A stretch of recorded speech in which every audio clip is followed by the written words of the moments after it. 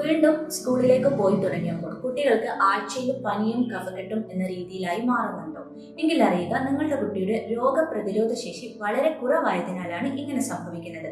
രോഗപ്രതിരോധ ശേഷി ഇംപ്രൂവ് ചെയ്യാൻ നമുക്ക് ശ്രദ്ധിക്കേണ്ട കാര്യങ്ങൾ എന്തൊക്കെയാണ്? കുട്ടി ബ്രേക്ക്ഫാസ്റ്റ് സ്കിപ്പ് ചെയ്യാതെ ശ്രദ്ധിക്കുക. അതുപോലെ കുട്ടിയുടെ ഭക്ഷണത്തിൽ പഴങ്ങളും പച്ചക്കറികളും ഇലക്കറികളും ഉൾപ്പെടുത്തുക. പ്രധാനമായിട്ടും സിട്രസ് ഫ്രൂട്ടുകൾ, അതായത് ഓറഞ്ച്, മുസമ്പി പോലുള്ളവ. അതുപോലെ ഡെയിലി ഒരു ഗ്ലാസ് ചെറുനാരങ്ങ വെള്ളം കുട്ടിക്ക് കൊടുക്കുന്നത് വളരെ നല്ലതാണ്. ഒരു ഗ്ലാസ് പാല്, ഒരു മുട്ട, ഒരു പിടി നട്ട്സ്, അതുപോലെ സാലഡ്സ്, ഇത് കുട്ടിയുടെ ഡെയിലി റൂട്ടീനാക്കി മാറ്റുക. അതുപോലെ 8 മുതൽ 9 മണിക്കൂർ കുട്ടി ഉറങ്ങുന്നുണ്ട് എന്നുള്ളത് ഉറപ്പുവരുത്തുക. കൂടാതെ ബേക്കറി ഐറ്റംസ്, മൈദ അടങ്ങിയ ഭക്ഷണങ്ങൾ, പഞ്ചസാര, ഹൈ ഫ്രക്ടോസ് കോൺ സിറപ്പ് അടങ്ങിയ മധുര പലഹാരങ്ങൾ ഇവയെല്ലാം തന്നെ ഒഴിവാക്കുക.